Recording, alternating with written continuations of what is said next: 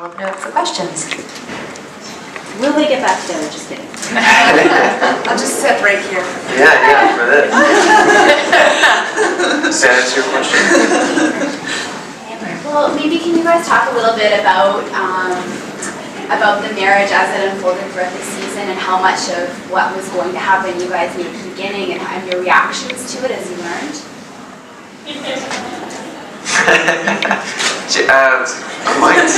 Mic'd up. Yeah, what did we know? We knew half of what was going to happen, something like that. We had a good idea of what was going to happen. We had a direction. I think it was more like 65%, Ryan. 66%, if we're being specific, yeah. And you know, the great thing about the show with the writers and creators is that there's a great evolution to their writing. I mean, they're very sort of alive in their writing. They don't really come up with a plan and stick to it 100%. They come up with a direction, and the show grows and goes where it goes, and so we sort of found our way and kind of keeps it exciting. Bill? Do you guys, after going through something like that, do you find you trust people less? Do you think about how much we can deceive each other? Like where people can be married and have these many secrets? Does it make you think more about the plausibility of that? And do any of us sort of really know each other? It's a bit of a philosophical question. We're in the entertainment industry. We don't trust anyone. Yeah. No, it does. I hope there are parallels to you know, life and people's marriages. I mean, hopefully people aren't dealing with their husband or wife being a spy and killing people secretly. But hopefully the issue of trust and secrets and communication and things like that, yeah, relate to people. And yeah, it makes you think about that a little bit. Megan and I were going to get married in real life, and then we changed our minds and said, forget it, I don't trust you, we canceled. The thing that's interesting for me is that I became acutely aware of people's agendas. Everyone has one, and you operate in your life based on that. And so that I think that the plot actually going through this year and this season of television, it did illuminate that part of awareness for me that I didn't really have before. That's an evolution that happened for Liz and for Megan at the same time, as many evolutions throughout the season. I found parallel, but that one was really distinct.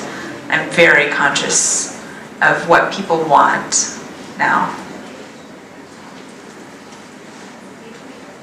Greg? What's it like working with James Spader? I mean, there was a Rolling Stone story that came out a little while ago. It sounds like he's a pretty intense dude. You know, it's funny, no one's ever asked me that question before. Seriously? Wait, who is James Spader? Yeah, the Rolling Stone story kind of made it sound like he's a pretty intense dude and thinks about the role an awful lot. So what's it like working with him? He is an intense dude. I wonder which one of us knows more about working with James, the one who's done one scene with him, or the one 2 scenes? 2. Which? Oh yeah, the finale, or myself, who worked with him fairly regularly this year. He's highly intelligent and obsessive with everything that he does. I imagine, but certainly the work. And so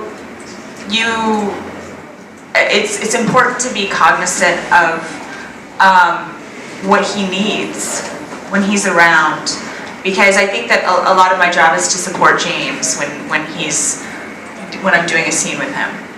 I feel very very of service to him whenever he's working with me, as I do everyone that I work with. But I feel like with him, there's certainly a disparity in our experience working, and I think that I have to be respectful of that. I've never had such an experience with someone where they had 30 years experience on me in my field. And so whenever I'm working with him, as you can imagine in any field, when you're working with someone with that much more experience than you, it becomes more about what can I do for you? Because you're doing so much for me by just being here and working with me. And I feel in that way our characters and our relationship off screen are very similar. There's a mentorship quality to that. The only thing I would add is obviously Megan has much more experience with James, is that, yeah, he is an intense guy, and that intensity lends itself very well to a scene, as we all see. Well, I'm both, James' character and yours both seem to straddle this good guy, bad guy. I mean, you're definitely more of the bad guy, but there's even glimpses of, you know, when you're trying to tell her that she may not know everything about who he is. I know definitely the ladies felt you got sexier once you became the bad guy. But do you, in the season to come, can you tease a little bit about, you know, where you land? Are you still the villain of the series? In season 2? Mm-hmm. Yeah, no. Can't say anything. No, you know, the writers do a great job of asking a lot of questions in the series and leaving things open-ended and leaving us a lot of room to play and go. I know that from what little I've heard about the direction next year, that there's a lot of sort of turning things on their head in a great way, and a lot of surprises. It's really great because there was sort of a lot of, I think, road traversed come sort of the end of season 1, and you're sort of like, where can we go now? And in season 2, they have a whole great new road to travel. I mean, there's a lot they have